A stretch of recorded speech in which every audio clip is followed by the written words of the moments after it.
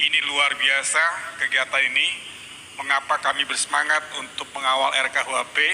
Perlu kami informasikan bahwa penyusunan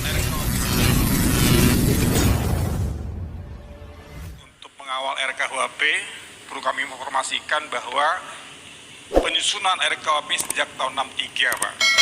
Kalau berdasarkan presiden itu sudah 7 presiden. Kalau menteri itu 17 menteri. Dan sudah 9 guru besar sudah meninggal. Terakhir adalah Profesor Boy Marjono dari Guru Besar UI, sebelumnya Prof. Muladi. Harapannya adalah RKUHP bisa selesai tahun ini untuk menjawab kebutuhan masyarakat yang memang butuh tentang keadilan. Dan juga tentunya APH terkait landasan yuridis, karena sering APH itu dituntut, dikira nggak adil mempunyai. Ya, terima kasih atas kesempatan yang diberikan. Saya namanya Pendeta Hanimanto. Saya juga Ketua Umum Ormas Adat Nasional yang namanya Laskar Mamuni Indonesia. Saya juga seorang rohanian. Kalau pasal-pasal pidana yang lain biarlah para pakar di sini yang bicara. Saya mau pertajam soal undang-undang penistaan agama, Pak. Ada kesan yang sangat kuat, ada diskriminasi tentang penegakan hukum ini. Di Undang-Undang KUHP yang lama, pasal 156 itu sepertinya begini, dia hanya tajam ke bawah, dia tumpul ke atas, dia tajam kepada yang sedikit, dia tumpul kepada yang banyak. Contohnya, kasus Meliana di Sumut. Hanya persoalan toa itu jadi ramenya luar biasa. Ahok kena pasal itu. Nah, saya mempunyai pengertian begini. Ini diskusi publik ini untuk perubahan lah, saya anggap ini untuk RUU KUHP itu untuk memperbaiki yang lama. Sebagus apapun ini dirubah undang-undang kita. Tapi kalau penegakan hukumnya itu tidak benar, ini akan jadi omong kosong.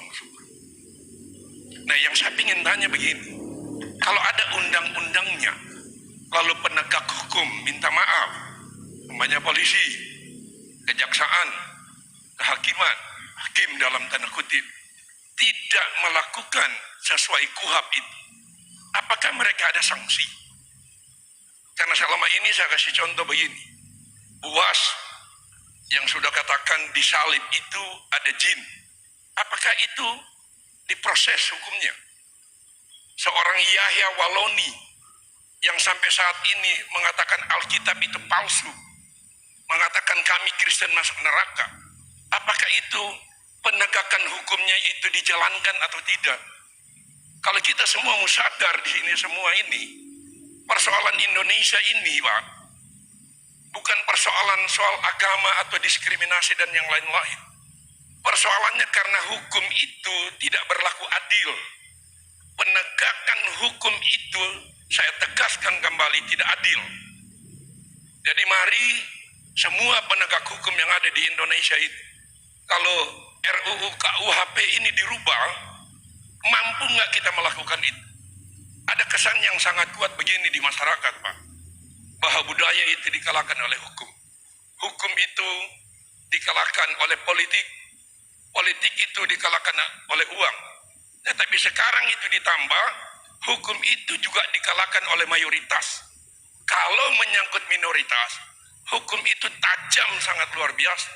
Tapi kalau sudah menyangkut orang banyak, dia tidak berlaku. Jadi persoalan bangsa ini bukan soal mayoritas minoritas, bukan soal agama, tetapi soal penegakan hukum yang tidak betul.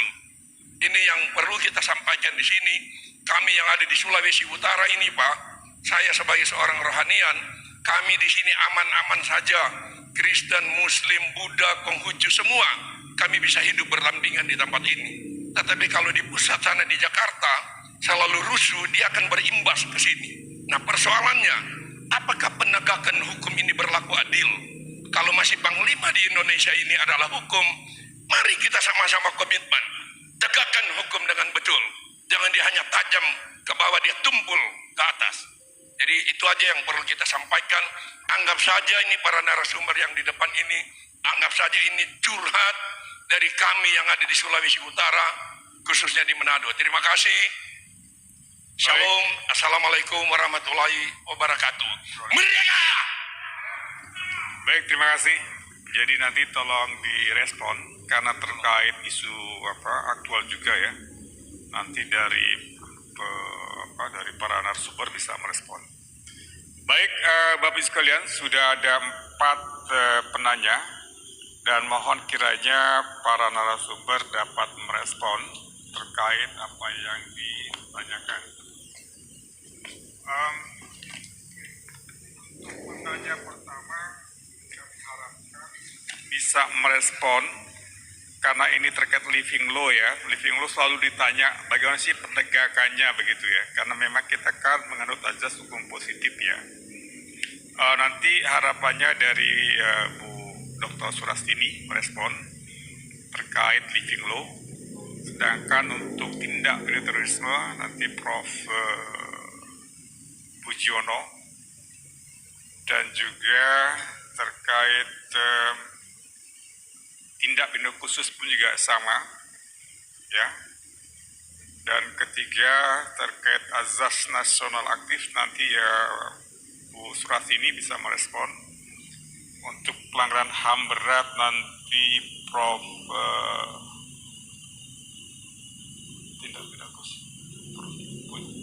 Pujiono, dan juga terkait wilayah NKRI pun juga Dr. Surastini, dan terakhir adalah terkait isu aktual juga ini Prof.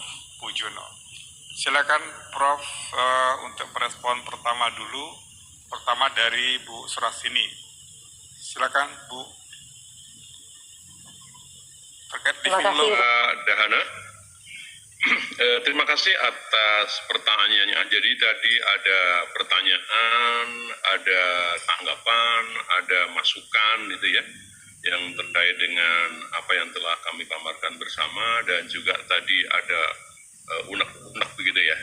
Jadi kalau boleh saya menyambung dulu berkaitan dengan unek-unek tadi ya. Jadi itu kelihatannya memang menjadi satu tantangan dan persoalan kita semuanya untuk bagaimana kemudian membalikkan satu adagium yang mengatakan bahwa hukum itu tajam ke bawah, tumpul ke atas begitu ya. Jadi saya pikir bahwa sebaik apapun hukum itu dibuat, memang juga kembalinya kemudian kepada penegakan hukumnya itu sendiri.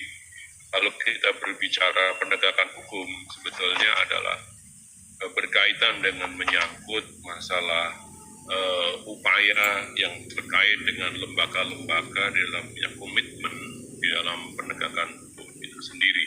Dan saya sangat sepakat, dan ini menjadi satu persoalan kita bersama, bagaimana kemudian hukum itu memiliki satu konsep yang sama, yaitu equality before the law. Begitu. Saya dukung Pak itu. Baik.